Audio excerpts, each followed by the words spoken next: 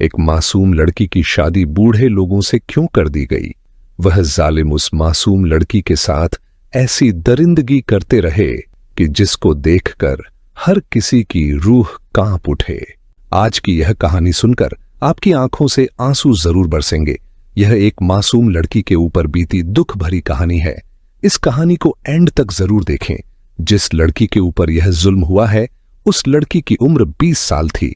वह लड़की रोती हुई सुल्तान के दरबार में आई। उस बादशाह का दरबार लगा हुआ था।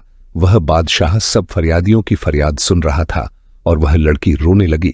वह लड़की रोते रोते इतना रोई कि वह बेहोश हो गई। वह कुछ अपने लब से कह ही नहीं पाई। बादशाह सलामत ने जब लड़की को इस तरह रोकर बेहोश होते देखा तो बादशाह उठकर खड़ा हो गया और काफी परेशान हो गया कि इस लड़की को क्या दुख है। और महल में बैठे दरबारी भी लड़की को देखकर काफी परेशान हो गए। सुल्तान ने जल्दी से सिपाहियों को हुक्म दिया कि इस लड़की के मुंह के ऊपर पानी के चट्टे मारे जाएं और इस लड़की को फौरन होश में लाया जाए ताकि हम सुन सके कि यह लड़की कौन सी फरियाद लेकर आई है। जल्दी से वहां के हकीम को बुलाया गया। हकीमों ने लड़की की नफ्स को चेक किया और कहा कि यह लड़की बहुत कमजोर है और कमजोरी की वजह से बेहोश हो गई है। उसके थोड़ी देर बाद जब वह लड़की होश में आई तो वह लड़की दोबारा रोने लगी। बादशाह सलामत लड़की के सर के ऊपर हाथ रखकर कहने लगे कि बेटी तुम घबराओ नहीं, तुम इस वक्त मेरे महल में खड़ी हो, बताओ तुम्हें कौन सी परेशानी है। बादशाह सलामत ने उस लड़की को एक कुर्सी पर बिठा दिया और फिर बादशाह सलामत से कहने लगी कि ऐ बादशाह सलामत, मैं आपके पास अपनी दुख भरी कहानी लेकर आई हूं। वह मासूम लड़की रोते हुए कहने लगी कि ऐ बादशाह सलामत, मेरी जान खतरे में है, मुझे बचा लीजिए वरना वह लोग मुझे नोच नोच कर खा जाएंगे। मैं कितने ही अरसे से अपने ऊपर होने वाला जुल्म सह रही हूं। सभी लोग खामोश होकर उस लड़की की कहानी जानना चाहते थे कि आखिर इस लड़की के साथ क्या मामला पेश आया है। बादशाह सलामत ने उस लड़की के सर के ऊपर हाथ रखा और कहा कि बेटी अपनी कहानी तफसील से बताओ, हमें बताओ कि तुम्हारे साथ क्या मामला पेश आया है। वह लड़की अपनी दर्द भरी कहानी सुनाने लगी कि ऐ बादशाह सलामत, मेरी उम्र उस वक्त 10 साल थी जब मेरे माँ बाप इकट्ठे साथ रहते थे। मेरी माँ अक्सर रोती रहती और मुझे कहती कि तुम्हारा बाप शराबी है, मुझे गालियां देता है, मुझे मारता है, तुम्हारा बाप अच्छा नहीं है। मैं उस वक्त छोटी थी, इन बातों को समझ नहीं सकती थी। मेरे माँ बाप रोज ही लड़ाई करते थे। एक मर्तबा ऐसा हुआ, इतनी लड़ाई बढ़ गई कि मेरे बाप ने मेरी माँ को साफ लफ्जों में 3 बार तलाक दे दी और मेरी माँ को तलाक हो गई। उसके बाद मुझे मेरी माँ कहने लगी कि बेटा अब मैं यहां नहीं रह सकती, तुम्हारे बाप ने मुझे तलाक दे दी है, आओ हम कहीं और चलते हैं। मेरी माँ मुझे लेकर वहां से चली आई। मैं अपनी माँ को रोकर कहने लगी कि ऐ अम्मी, मुझे आपके और अब्बा जान के साथ दोनों के साथ रहना है। मेरी अम्मी कहने लगी कि ऐ मेरी प्यारी बेटी, अगर तुम्हारा अब्बा जान मुझ पर कोई जुल्म करता, मुझे मारता पीटता तो मैं बर्दाश्त कर लेती, लेकिन अब उसने मुझे तलाक दे दी है, अब मैं उसके साथ नहीं रह सकती। इसलिए बेटी, तुम्हारा बाप अच्छा इंसान नहीं है, तुम भी मेरे साथ चलो। वह लड़की कहने लगी कि मेरी माँ मुझे उस वक्त लेकर मेरे मामू के घर चली जाती है और मेरा मामू साफ लफ्जों में कह देता है कि ऐ मेरी बहन, अगर तुमने मेरे साथ रहना है तो रह लो, लेकिन मैं तुम्हारी बेटी को अपने साथ नहीं रख सकता। इसकी वजह यह है कि तुम्हारी बेटी अभी जवानी की दहलीज में कदम रख रही है और मेरे भी 4 जवान बेटे हैं, और कहीं ऊंच नीच हो गई तो फिर गांव में पंचायतें लगेंगी और मैं अपनी इज्जत को इस तरह खराब नहीं कर सकता। इसलिए मेरी बहन, मैं तुम्हें रख सकता हूं और तुम्हारी बेटी को अपने घर नहीं रख सकता। तो मेरी माँ मुझे रोकर कहने लगती है कि ऐ मेरी प्यारी बेटी, अब मेरी मजबूरी है कि मैं तुम्हें अपने साथ नहीं रख सकती। उस वक्त मेरी माँ मुझे लाकर मेरे बाप के घर में छोड़ देती है और खुद जाकर अपने भाई के घर में रहने लग जाती है। मैं अपने बाप को देखकर रो रही थी। मेरे बाप ने मेरे सर के ऊपर हाथ रखा और मुझे दिलासा दिया कि तुम परेशान मत हो, तुम्हारा बाप तुम्हारे साथ है। तब मुझे एहसास हुआ कि मेरा बाप इतना बुरा भी नहीं है जितना बुरा मेरी माँ मेरे बाप को कहती है। लेकिन उस वक्त मैं ना समझ एक बच्ची थी, मुझे अच्छे बुरे की समझ नहीं थी। उसके बाद जब मैं अपने बाप के साथ रहने लगी तो तब मैंने देखा कि जब रात होने को होती है तो औरतें मेरे बाप के कमरे में आती हैं और मेरे बाप के साथ कमरे में बंद हो जाती हैं और सुबह चली जाती हैं। मैं उस वक्त ना समझ बच्ची थी। मुझे समझ नहीं आ रहा था कि यह क्या हो रहा है। सुबह जब होती तो मेरा बाप उन औरतों के हाथ में कुछ पैसे थमा देता और वह चली जाती, लेकिन मेरा बाप मेरे साथ अच्छा रहता था। हर रोज मुझसे पूछता कि बेटा तुमने क्या खाना है, आज क्या पकाना है, बेटा अगर तुम्हें कुछ चाहिए हो तो मुझे बता देना। उस वक्त मैं यह सोचती थी कि मेरा बाप मेरे साथ तो अच्छा है, लेकिन मैं इस बात को समझ नहीं पा रही थी और ना ही मुझे कुछ समझ आ रहा था। ऐसे ही मेरे बाप के घर में मेरी उम्र के 16 साल गुजर गए। जब मैं 16 साल की हुई तो मेरे बाप ने अपने दोस्त से मेरी शादी करवा दी। वह आदमी मुझसे उम्र में बड़ा था, लेकिन मैंने इस बात को मान लिया कि जो शौहर होता है बीवी उसका अदब करती है और उसका ख्याल रखती है। लेकिन मैंने उस रिश्ते को दिल से कबूल कर लिया था कि वह चाहे उम्र में मुझसे बड़ा हो, लेकिन मैं अपने शौहर को हमेशा खुश रखूंगी। और मैं जमाने को देखकर समझ गई थी कि मैंने जिंदगी कैसे गुजारनी है। अब मेरा शौहर मुझे बहा के अपने घर ले जाता है और मेरी शादी को 2 दिन हो चुके थे। एक मर्तबा मैं अपने घर में खाना बना रही थी कि मेरा शौहर बाहर से घर आता है। मैं फौरन उठी, अपने शौहर के पास आई, उससे पूछने लगी कि आज का दिन आपका कैसा गुजरा और आप कहां गए हुए थे। यह सुनकर मेरा शौहर आग मघोला हो गया और उसने मेरे चेहरे पर जोर से थप्पड़ मारा। मैं उस वक्त ना समझ कमजोर लड़की थी, थप्पड़ को बर्दाश्त न कर सकी और चीखें मारकर रोने लगी। मैं थप्पड़ खाने के बाद बिल्कुल ही सहम गई थी और अपने शौहर से डर गई थी। मेरा शौहर मुझसे कहने लगा कि तुम्हारी इतनी हिम्मत हो गई कि तू मुझसे पूछे कि मैं कहां गया था। वह कहने लगा कि मुझे वह औरतें बिल्कुल पसंद नहीं हैं जो अपने शौहर की जिंदगी में दखल दें, इसलिए मैं तुम्हें तलाक देता हूं। मेरे शौहर ने मुझे 3 बार तलाक दे दी और मुझे अपनी जिंदगी से बेदखल कर दिया। और उस शख्स ने मुझे कहा कि चली जाओ अपने बाप के घर। अब मैं रो रही थी और सोच रही थी कि मेरी खता क्या थी, मेरा कसूर क्या था। क्या एक भी यह भी नहीं पूछ सकती कि आप कहां गए थे और आपका दिन कैसा गुजरा। मैं उस वक्त सोच रही थी क्या यह मेरी इतनी बड़ी खता थी, लेकिन मैं उस वक्त क्या कर सकती थी। अब मेरे शौहर ने मुझे तलाक दे दी थी। मैं अपने शौहर के ऊपर हराम हो गई थी, इसलिए मुझे मजबूर होकर अपने बाप के घर में आना पड़ा। मैं रोती बिलखती हुई अपने बाप के घर में आई और अपने बाप को आकर अपने ऊपर होने वाला जुल्म बताया कि इस तरह मेरे शौहर ने मुझे तलाक दे दी है। मेरा बाप मेरे सर के ऊपर हाथ रखकर कहने लगा कि बेटी तुम्हारा शौहर शायद अच्छा नहीं था, इसलिए उसने तुम्हें तलाक दे दी है और उसको अल्लाह पूछेगा। यह कहकर मेरा बाप चला गया। मैं अपने बाप का यह रवैया देखकर बहुत ही परेशान हुई। मैं सोचने पर मजबूर हो गई कि मेरे बाप को इतनी भी जरूरत नहीं थी कि उस शख्स से जाकर पूछता कि हां भाई, तूने मेरी बेटी को तलाक क्यों दी है। और मेरे बाप ने मुझे यह कहा कि तुम्हारा शौहर अच्छा नहीं था, अल्लाह उसको पूछेगा। खैर, मैंने इस बात पर कोई ज्यादा ध्यान न दिया, लेकिन मैं खामोश होकर अपने बाप के घर में ही रहने लगी। जैसे कि इस्लाम मजहब में किसी औरत का शौहर उसको तलाक दे देता है या फिर फौत हो जाता है तो वह औरत 4 महीने 10 दिन घर में बैठकर गुजारती है। इसको इद्दत कहा जाता है। जब उस लड़की की इद्दत पूरी हो जाती है, यानी 4 महीने 10 दिन हो जाते हैं, तो उस लड़की का बाप उसके लिए दूसरे शौहर का इंतजाम कर देता है। वह लड़की कहने लगी कि मैं अपने बाप के सामने हाथ जोड़ने लगी और कहने लगी कि अभी मेरी तलाक को महीने हुए हैं, मैं अपने शौहर के पहले गम को नहीं भूली हूं, तो मैं दूसरी शादी कैसे कर लूं। लेकिन मेरे बाप ने मेरी एक भी बात नहीं सुनी और मुझे कहने लगा कि सारे शौहर एक जैसे नहीं होते, तुम इसके साथ खुश रहोगी। यह कहकर मेरे बाप ने मेरी दूसरी शादी करवा दी। दूसरे शौहर के साथ मैं रुखसत होकर उसके घर चली गई। उस शौहर ने मुझे 3 दिन अपने पास रखा और चौथे दिन तलाक दे दी। उसने भी बगैर किसी बात के मुझे तलाक दे दी। अब मेरे माथे पर 2 मर्तबा तलाक का ठप्पा लग चुका था। जब मैं अपने बाप के घर में आई तो मेरे बाप ने मेरी बात को अनसुना कर दिया और मैं फिर से इद्दत में बैठ गई। जब मेरे दूसरी तलाक के 4 महीने 10 दिन इद्दत के गुजर गए तो मेरे बाप ने मुझे कहा कि मैं तुम्हारी तीसरी शादी कर रहा हूं, तुम्हें अपना घर बसाना चाहिए। मैं अपने ऊपर होने वाला जुल्म बहुत बर्दाश्त कर रही थी।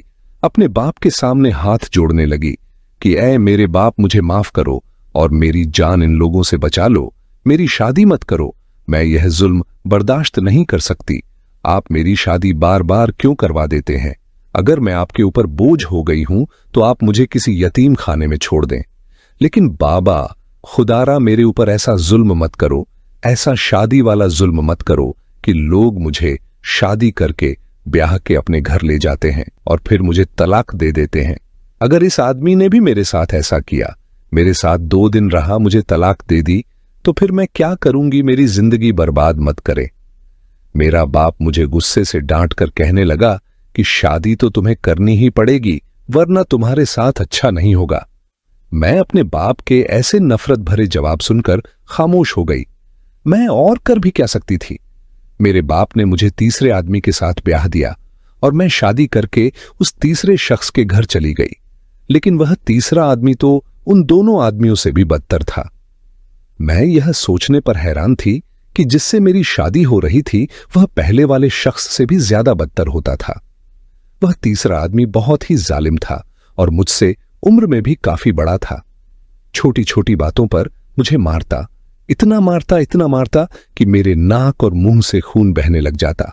मेरी रात झिलतों में गुजर जाती और सारा दिन मैं रोती रहती कि यह सोचकर कि शायद मेरी किस्मत में ही यह सब है, मैं पैदा ही जिल्लत उठाने के लिए हुई हूं। मेरा तीसरा शौहर इतना झल्लाद था कि मेरे 2 पहले शौहर का नाम ले लेकर हर वक्त मुझे तानी देता और मुझे कहता कि तुम्हारे पहले 2 शौहर ने तुम्हें कहां कहां हाथ लगाया था। फिर कोयले लेकर मेरे जिस्म को जला डालता। मैं चीख पुकार करती, उसके सामने हाथ जोड़कर मिन्नतें करती कि मेरे ऊपर इतना जुल्म मत करो, मैं इतना जुल्म बर्दाश्त नहीं कर सकती। लेकिन मैं जितना रोती वह जालिम मुझ पर उतना ज्यादा जुल्म करता। ऐसे ही वह लड़की उस तीसरे शौहर के घर में दुख बर्दाश्त करती रही। फिर एक मर्तबा उसके तीसरे शौहर ने भी उसको 3 तलाक दे दी। अब उस मासूम लड़की के माथे पर 3 तलाकों का ठप्पा लग चुका था। वह लड़की भरे दरबार में बादशाह को अपनी कहानी सुनाते हुए बेहद रो रही थी और वहां पर बैठे उस लड़की की दुख भरी कहानी जो सुन रहे थे, उन सब लोगों की आंखों में से आंसू बह रहे थे। वह लड़की रोकर बादशाह सलामत को कहने लगी कि 3 तलाक हो चुकी थी। मुझे मेरे बाप का पता नहीं चला था। जब मैं अपने बाप के घर आकर बैठ गई, मेरा बाप मेरी 4थी शादी करवाना चाहता था। तब मेरे सामने सारी हकीकत खुल गई। मैं अपने बाप के सामने हाथ जोड़कर कहने लगी कि मुझे माफ कर दो और मेरी जान ऐसे लोगों के सामने जलील मत करवाओ। तब मेरा बाप कहने लगा कि मैंने तुम्हें इतने पैसे लगाकर जवान किया है, वह पैसे मैंने कहां से वसूल करने हैं? अगर तुम्हारी शादी नहीं करवाऊंगी तो वह पैसे मुझे कहां से मिलेंगे? जब 4थी बार मेरा बाप मेरी शादी एक बूढ़े शख्स से करवाने लगा तो उस बूढ़े शख्स ने 3 थैलियों का भरा हुआ सामान मेरे बाप के हाथ में रख दिया। उस वक्त मुझे समझ में आया कि मेरे बाप ने पहली 3 शादियों के वक्त भी मेरी इज्जत का सौदा ही किया होगा। उस वक्त मेरे ऊपर सारी हकीकत खुल गई कि मेरा बाप निकाह के नाम पर मुझे बेचकर अच्छे खास से पैसे कमा लेता है। अब मेरा बाप जब 4थे बूढ़े आदमी से मेरी शादी करता है तो उस वक्त मुझे सारी हकीकत का पता चल चुका होता है। तब मैंने दिल में ठान लिया था कि मैं आपके पास आकर आपको अपनी दर्द भरी कहानी सुनाऊं, क्योंकि पहले 3 की मर्तबा तो मुझे कुछ पता ही नहीं था कि मेरा बाप क्या कर रहा है। अब मुझे सब समझ आ चुकी थी और जब मेरे बाप ने मुझे 4थे बूढ़े शख्स के साथ ब्याह दिया तो वह उन 3 से भी बदतर था। मुझ पर बहुत ज्यादा जुल्म सितम करता था। इतना जुल्म करता कि ना मैं मरती और ना मैं जीती, ना मेरे ऊपर कोई सुकून का पल गुजरता। वह हर वक्त मेरे ऊपर ऐसे ही जुल्म करता। एक मर्तबा जब मेरी बर्दाश्त मुझे जवाब दे गई तो मैं उसके सामने बोल पड़ी। जब बोल पड़ी तो उसने भी मुझे तलाक दे दी। उसने जब मुझे तलाक दे दी, मेरा हाथ पकड़ा और मुझे लाकर मेरे बाप के घर में छोड़ दिया और अब मैं दोबारा अपने बाप के घर पर हूं। मेरा बाप निकाह के नाम पर मुझे बेच देता है मेरी इज्जत का सौदा करता है और अब मुझे समझ आ चुकी है। पहले मैं नासमझ थी, मुझे पता ही नहीं था कि मेरे साथ हो क्या रहा है, वरना मैं आपके पास पहले ही आ जाती। मैं अपने बाप के घर से अब छुपकर भागी हूं, अपने पैरों से चलती हुई आपके पास आई हूं, आप मेरी मदद कीजिए।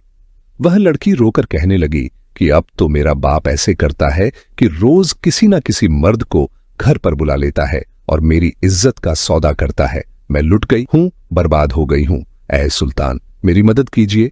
सुल्तान ने जब उस लड़की की यह दर्द भरी कहानी सुनी तो वह बादशाह आग में गोला हो गया और उस लड़की को कहने लगा कि बेटी, तुम फिक्र मत करो, हम तुम्हारी मदद जरूर करेंगे। सुल्तान उस लड़की को कहता है कि तुम अपने घर वापस चली जाओ, यानी अपने बाप के घर वापस चली जाओ, और वजीर को भी उस लड़की के साथ भेज देता है कि तुम इस लड़की के साथ छुप के चले जाओ। इस लड़की के बाप को पता नहीं चलना चाहिए। अब वह वजीर उस लड़की के साथ वापस घर में आ जाता है और जिस कमरे में वह लड़की रहती होती है उस कमरे में वह वजीर छुपकर खड़ा हो जाता है। बादशाह सलामत ने घर के बाहर भी पहरेदार खड़े करवा दिए, लेकिन किसी को कुछ भी पता नहीं था और वजीर उस लड़की के कमरे में छुप गया। उस लड़की का बाप लड़की को आकर कहता है कि यह लो कपड़े और अच्छे से तैयार होकर बैठ जाओ। उसके कुछ देर बाद उस लड़की के कमरे में एक आदमी आता है जो लड़की के साथ जबरदस्ती करने की कोशिश करता है। इतने में ही वह वजीर बाहर आ जाता है। जब उस वजीर को वह आदमी देखता है तो चौंक जाता है, कहता है कि तुम कौन हो? वजीर अपना खंजर निकालकर उस आदमी के पांव के ऊपर मारता है, जिससे लड़की के कमरे से अचानक एक चीख सुनाई देती है, जिसे सुनकर लड़की का बाप और बाहर खड़े मुहाफिज तुरंत अंदर आ जाते हैं। अंदर का दृश्य देखकर लड़की का बाप हैरान रह जाता है, क्योंकि वहां वजीर मौजूद होता है। मुहाफिज वजीर और लड़की के बाप को पकड़ लेते हैं और लड़की को लेकर बादशाह के दरबार में पेश करते हैं। दरबार में बादशाह उन सभी से सख्ती से सवाल करता है। लड़की का बाप अपने गुनाह कबूल करता है और बताता है कि उसने अपनी ही बेटी पर जुल्म किया और उसे उन जालिम शौहर के हवाले कर दिया जिन्होंने उसके साथ दरिंदगी की और बिना वजह उसे तलाक दे दी। बादशाह उन सभी गुनाहगारों को सख्त सजा सुनाता है। लड़की के बाप को शहर के बीचों बीच फांसी पर लटका दिया जाता है और औरतों को हुक्म दिया जाता है कि वे उस पर पत्थर बरसाए जब तक कि उसकी मौत न हो जाए। लड़की के शौहर को कैद खाने में डाल दिया जाता है और उन्हें खाने पीने की कोई चीज नहीं दी जाती जब तक कि वे भूख और प्यास से दम न तोड़ दें। बादशाह लड़की को तसल्ली देते हुए कहता है, बेटी, अगर तुम चाहो तो इस महल में रह सकती हो। तुम्हें किसी चीज की जरूरत हो तो हमें बताना, तुम्हारी मदद की जाएगी। लेकिन लड़की यह सब सुनकर अचानक बेहोश हो जाती है। शाही हकीम आते हैं और बादशाह से कहते हैं, इस लड़की ने बहुत अत्याचार झेला है, इसके जख्म बहुत गहरे हैं और इसका जिंदा बचना किसी चमत्कार से कम नहीं। सारी कोशिशों के बावजूद वह हकीम इस लड़की की जान नहीं बचा पाता, क्योंकि उसकी रूह परवाज कर जाती है। दरबार में मौजूद तमाम लोग बेहद परेशान और गमगीन हो जाते हैं। सब सोचते हैं कि इस लड़की ने अपने दिल में जख्म छुपा रखे थे और उन्हीं जख्मों के साथ वह चल बसी। इस लड़की की कहानी यहीं पर खत्म हो जाती है। अगर आज के दूर की बात करें तो रोजाना खबरों में ऐसे वाकयात सुनने को मिलते हैं जिन्हें सुनकर इंसान का दिल दहल जाता है। कहीं 9 साल की बच्ची के साथ जुल्म हो रहा है तो कहीं 100 हजारों की तादाद में लोग हैं जिन्हें खबर सुनकर दिल दहल जाता है। साल की मासूम बच्ची के साथ ज्यादती की खबरें सामने आती हैं। कहीं किसी डॉक्टर को कत्ल कर दिया जाता है और ऐसे जालिम लोगों को मासूम लड़कियों की इज्जत के साथ खेलते हुए जरा भी शर्म नहीं आती। यह कहानी पुराने जमाने की थी, लेकिन ऐसे वाकयात आज भी हमें सबक देने के लिए मौजूद है। दोस्तों, उम्मीद करता हूं कि आज की कहानी से भी आपने जरूर कुछ ना कुछ सीखा होगा। हर बार की तरह यही गुजारिश करेंगे कि एक लाइक करके चैनल को सब्सक्राइब करना मत भूलिए, ताकि आप लोग जुड़े रहे और इसी तरह की सबक, अमोज और आगई वाली वीडियो आप लोगों को मिलती रहे। शुक्रिया।